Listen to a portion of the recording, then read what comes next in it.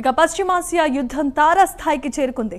Iran Israel మధ్య భీకరమైన యుద్ధం జరుగుతోంది. దీంతో ఇరాన్ సుప్రీం ఖమేనీ అంత్యక్రియలను కూడా ఆ దేశం వాయిదా వేసుకుంది. దాడులు ప్రతిదాడులతో మిడిల్ ఈస్ట్లో ఉద్రిక్త పరిస్థితి కొనసాగుతోంది. ఇరాన్పై ఇజ్రాయెల్ అమెరికా దూకుడు పెంచేశాయి. ఇరాన్ వారు షిప్లే లక్ష్యంగా అమెరికా దాడులు చేస్తూ ఉంటే మరోవైపు ఇజ్రాయెల్పై ఇరాన్ కూడా అత్యంత దారుణంగా దాడులను పెంచేసింది. టెల్ అవీవ్పై బాలిస్టిక్ మిజైల్స్తో అటాక్ చేస్తోంది. బహ్రెయిన్లో యుఎస్ నేవీ ఫ్లీట్ పై ఇరాన్ దాడి చేస్తోంది. ఖతార్లో ఉన్న యుఎస్ ఎంబాసీపై మరోసారి దాడి చేసింది.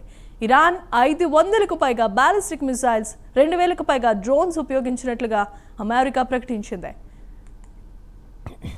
రైట్, ఇక ఇరాన్ ఇజ్రాయెల్ యుఎస్ వార్కి సంబంధించిన అప్డేట్స్ అందించడానికి మా ఇన్పుట్ చీఫ్ ఎడిటర్ నరసింహారావు సిద్ధంగా ఉన్నారు. నరసింహారావు, చెప్పండి. ఈ రోజు 6వ రోజుకు చేరుకున్న యుద్ధం పరిస్థితుల నేపథ్యంలో 3 దేశాలకు సంబంధించినట్టు అమెరికా గానీ, ఇజ్రాయెల్ గానీ, ఇరాన్ గానీ పూర్తిగా తమ వైఖరిలో ఎలాంటి మార్పులు లేవు, ఖచ్చితంగా యుద్ధాన్ని కొనసాగిస్తామనే ఆలోచనలోనే ఉన్నట్టుగా తెలుస్తుంది. ముఖ్యంగా ట్రంప్ నిన్న కూడా మాట్లాడారు, ఈ ఉదయం కూడా మాట్లాడినప్పుడు ఒక విషయాన్ని స్పష్టం చేశారు. యుద్ధం అనేది ఆపే ప్రసక్తి లేదు. ఒకవేళ ఇరాన్ వేరే రకంగా మా వద్దకు వచ్చినా ప్రస్తుతానికి మాత్రం మేము యుద్ధాన్ని కొనసాగిస్తాం. ఇది కేవలం సుప్రీం లీడర్ని చంపడమే కాదు, అక్కడ మిగతా చాలా శక్తులు ఉన్నాయి, వాటన్నిటినీ అక్కడి నుంచి తొలగించే వరకు మా యుద్ధం కొనసాగుతుందని చెప్పేసి ఆయన ప్రకటించడంతో ఇప్పట్లో ఈ యుద్ధానికి తెరపడే అవకాశం లేదు. మరికొంతకాలం ఖచ్చితంగా ఇది కొనసాగే అవకాశం ఉన్నట్టుగానే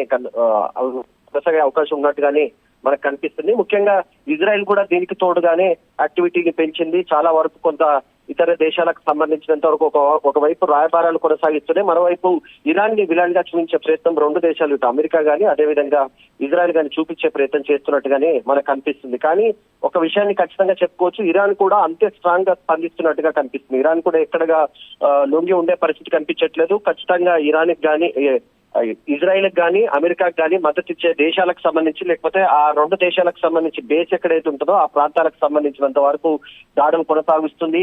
యుఎస్ ఎంబసీలకు సంబంధించి వివిధ దేశాల్లో ఉన్న, ముఖ్యంగా మిడిల్ ఈస్ట్ లో ఉన్న ఎంబసీ కార్యాలయాల పైన కూడా దాడులు చేస్తున్న పరిస్థితి మనకు కనిపిస్తుంది. ముఖ్యంగా నిన్న ఇరాన్ కి సంబంధించిన షిప్ పై దాడికి సంబంధించి మాత్రం ఖచ్చితంగా ఇరాన్ నుంచి ప్రతిఘటన ఉండే అవకాశం ఉంది.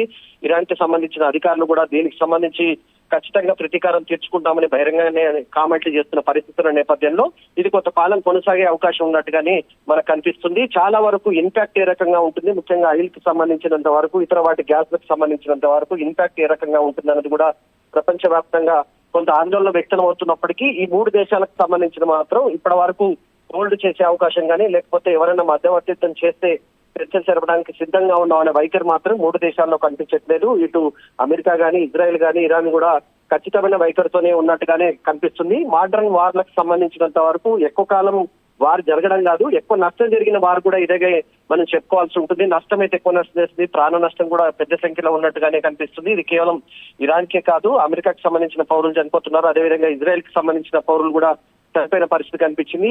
ఇతర దేశాల్లో ఉన్న ఎంబసీస్ కి సంబంధించిన కార్యాలయాలపై దాడులు కానీ, అదేవిధంగా మిడిల్ ఈస్ట్ లో జరుగుతున్న దాడుల్లో కూడా చాలా మంది ఇతర దేశాలకు సంబంధించిన పౌరులు కూడా చనిపోతున్న నేపథ్యంలో దీనికి ఎండ్ ఎప్పుడు పడుతుందనే అంశానికి సంబంధించి మాత్రం అంతర్జాతీయ సమాజంలో ఖచ్చితంగా ఆందోళన వ్యక్తం అవుతుంది. రైట్ నరసింహారావు, ఇప్పుడు ఉన్నటువంటి పరిస్థితిలో Iran supreme Khamenei right thanks for the updates Narasimha Rao.